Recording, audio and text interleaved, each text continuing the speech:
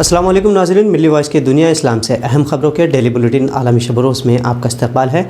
मैं अब्दुल वहाब। ख़बरों की तफसील जानने से क़बल पेश है चंद सुर्खियाँ। रमज़ान में उम्रे के लिए सऊदी हुकूमत ने टीका लेने की लगाई शर्त, पासपोर्ट वैक्सीन की शुरुआत की आलमी बहस शुरू। तुर्की में 10 साबिक़ फ़ौजी एडमिरल्स पर सियासी बगावत के इल्ज़ाम के तहत कार्रवाई। मैक्सिको सदर एंड्रेस का ऐलान, नहीं लगाएंगे कोरोना वैक्सीन का टीका। सोमाली फ़ौजी अड्डों पर शबाब तंजीम का हमला, दर्जनों फ़ौजी एहलकार हलाक। रूसी सदर डिक्टेटरशिप की राह पर, पास किया नया कानून, साल 2036 तक कुर्सी पर बराजमान हो सकते हैं पुतिन।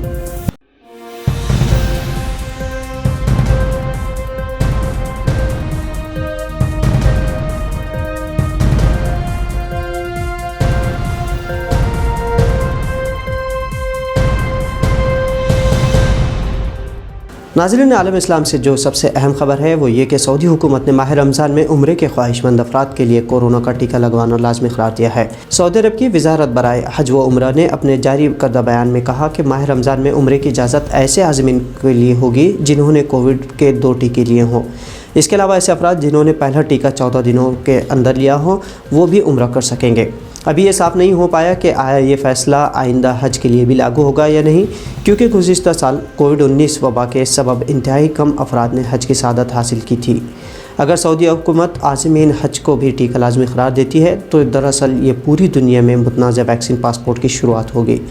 बरतानवी कानून साज इदारे में वैक्सीन पासपोर्ट पर काफ़ी बहस जारी रही, जिस पर मुखालिफिन का कहना था कि पासपोर्ट वैक्सीन यानी वैक्सीन के बगैर सफ़र की इजाज़त देना इंसानी तफरीक़ और इम्तियाज़ी सलूक है।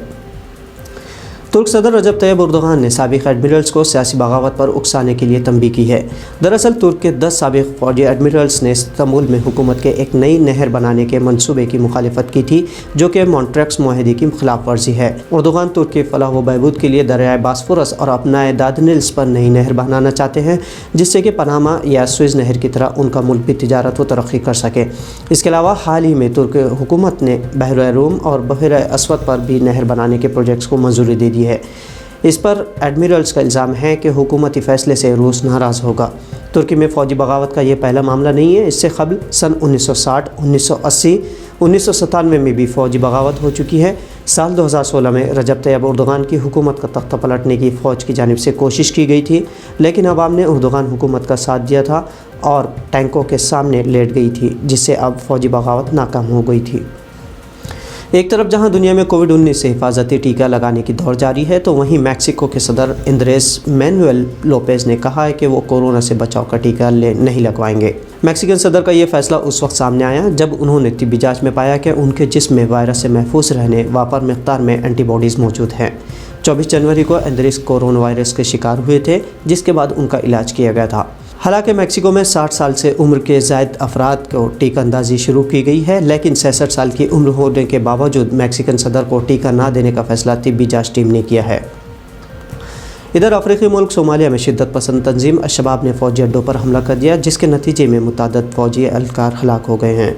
अरब मीडिया के मुताबिक अशबाब के शिद्दत पसंदों ने दारुल हुकूमत मोगादिशु के जनूबी मगरबी हिस्से में वाक़ नेशनल आर्मी के 2 अड्डों पर हमला किया। इस हमले के दौरान शदीद धमाके सुने गए, जबकि तीसरे धमाके में फ़ौजी काफ़िले को निशाना बनाया गया।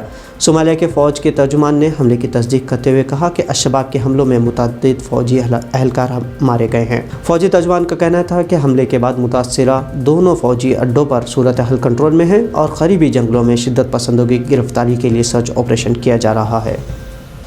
नाज़रीन, ताकत का नशा इंसान को अंधा कर देता है और एक बार तख्त मिलने पर वो ताहयात इसी पर क़ायम रहना चाहता है, और यही कुछ हाल रूसी सदर व्लादिमीर पुतिन का भी है।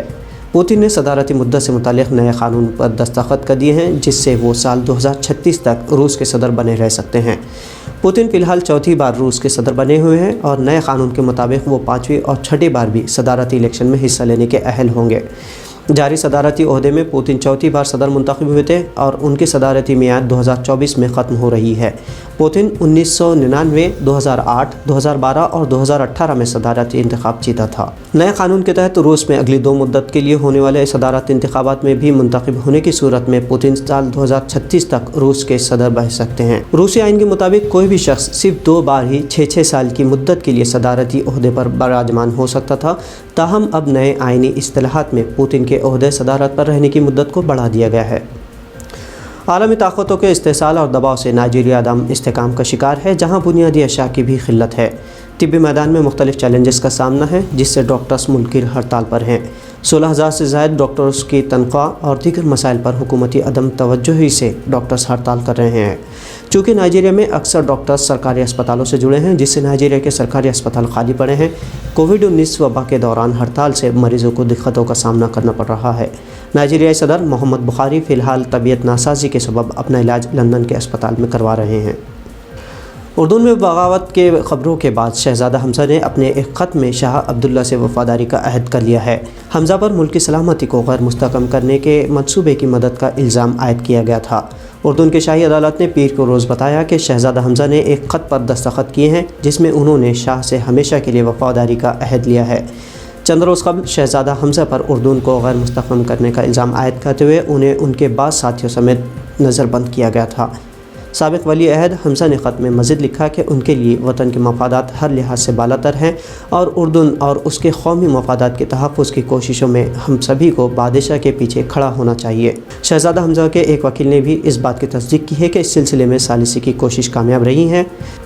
تو ناظرین، عالمی شب روز بلیٹن میں آج اتنا ہی۔ دیگر خبروں، تجزیوں، تبصروں اور تصاویر کے لیے ملی وائس کو فیس بک اور یوٹیوب پر سبسکرائب اور فالو ضرور کریں۔ عبدالوہاب کو اجازت دیجیے۔ اللہ حافظ۔